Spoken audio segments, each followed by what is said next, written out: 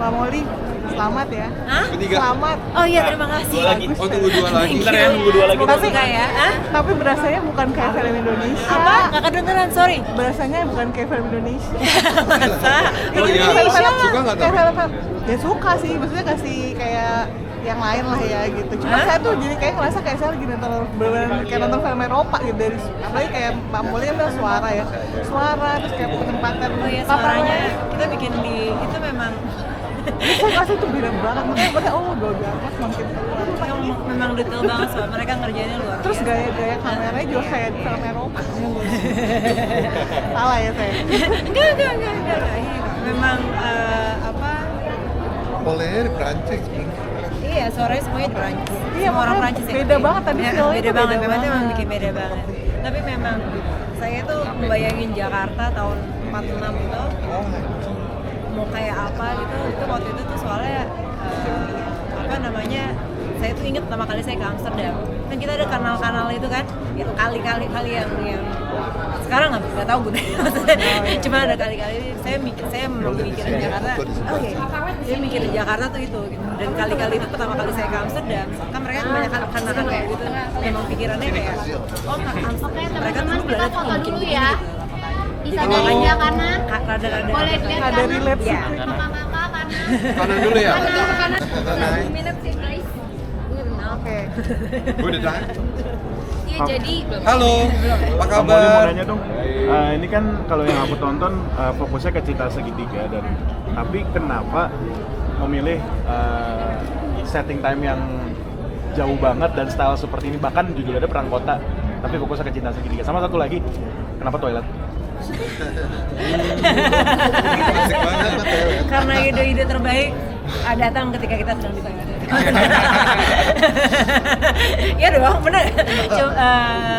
Kenapa settingnya tahun 46? Jadi kan memang sebenarnya awal dari film ini kan memang dari bukunya Motar Lubis Jalan Tak Ada Ujung gitu istilah. Jadi memang awal mulanya memang dari situ gitu dan ingin fokus ke dalam keseharian seorang guru Isa gitu yang berjuang gitu Isa sebagai seorang pejuang. Dan kisah dia di rumah tangga gitu. Jadi memang awalnya di situ. Dan kenapa settingnya seperti ini? Karena memang sebenarnya saya itu mau buat film yang klasik gitu istilahnya. Kalau seandainya mungkin pernah nonton film zaman dulu gitu, kayak Casablanca gitu yang dari zaman perang tapi ada kisah cinta gitu. Jadi memang treatmentnya banyak bisa dibilang mengarah ke arah situ gitu, ke klasikan gitu istilahnya. Saya nggak dan dari musik ya gitu, saya juga mencoba untuk begitu kan tadi pertanyaan ya kurang lebih begitu sih. Dan kenapa di toilet itu kan memang mereka pembicaraan rahasia ya gitu istilahnya. Kalau seandainya kita di dalam rumahnya kan suaranya pada kedengeran apa segala macam dari tetangga-tetangga, jadi memang untuk menjaga kerahasiaan itu aja sih. Kak Moli mau nanya dong, tapi pertama-tama selamat hari Kartini buat Mbak Adel sama Kak Moli. Iya. Terus mau nanya, setelah trigger warning kemarin di Hollywood dan sekarang kembali ke perfilman Indonesia, apakah ada pembelajaran dari Hollywood yang dibawa ke dalam film Perang Kota?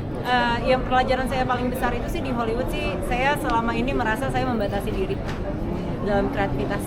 Karena gimana nanti bikinnya susah, jadi kita bikin yang gini aja gitu. Di Perang Kota saya agak gablaga gila sedikit. Coba deh, ada yang begini coba deh gitu.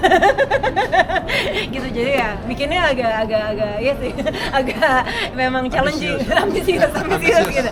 Jadi memang kan soalnya orang Amerika kan gitu kan, maksudnya mereka kan kayak grand gitu, apa semuanya mau wah gitu ya. Dan ya udah saya mencoba untuk barrier saya membatasi diri selama ini secara kreativitas, saya coba untuk lawan di Perang Kota.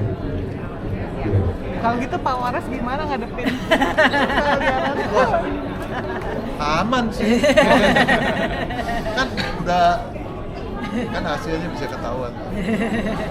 Dari sejak awal saya ketemu sama Mbak Moli, film pertamanya saya suka banget. Ya kan, di EPB menang. Gitu. Dari dulu saya udah ngomong, ayo kita kerjasama dan kesempatan ini menjadi sebuah kehormatan bagi Star Vision ada di sebuah karya yang istimewa.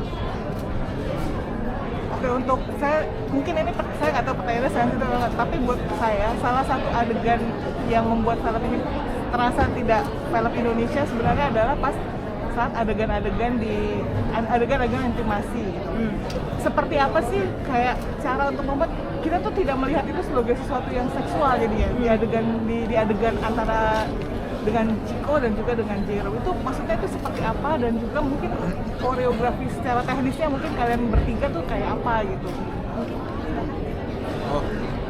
Untuk pendekatannya sendiri kami melalui berbagai macam workshop gitu ya. Karena di film ini banyak sekali workshop yang harus kami jalani gitu. Dari workshop fisik, workshop action, workshop musik, begitu juga dengan intimacy coordinator. Karena kami menggunakan intimacy coordinator untuk keamanan kami semua dan kenyamanan kami semua. Gitu. Karena memang di sini digambarkannya dalam skrip adalah hubungan suami istri antara Isa dan Fatima dan juga hasil juga. Dan kami benar-benar ada workshopnya tersendiri, gimana caranya safety-nya itu seperti apa. Sebenarnya adegan intimasi itu seperti adegan-adegan lain aja, bisa dibilang sama seperti adegan fighting. Koreografi. Ada koreografinya, jadi ada hitungannya ketika shot kamera mungkin menghadap samping, bagaimana tekniknya, semua itu ada teknisnya. Aku rasa mewakili para aktor-aktor era kini sangat amat bersyukur ya dengan adanya intimacy coordinator beberapa tahun belakang ini yang pastinya sangat mengutamakan keamanan dan kenyamanan semua aktornya gitu yang terlibat. Karena betul yang dikatakan Chico barusan bahwa sebenarnya intimacy scenes itu serupa dengan fighting scene di mana itu sangat amat teknis dan koreografis gitu ya. Dengan kesepakatan bersama tentunya kami melalui beberapa workshop untuk menentukan nih, oke, pengadegannya akan seperti apa, inti dari yang mau ditunjukkan dari adegan ini apa, dan bagaimana kita menyampaikan tanpa ada rasa tidak nyaman dari aktor-aktor dan juga kru yang lain yang ada di lokasi gitu.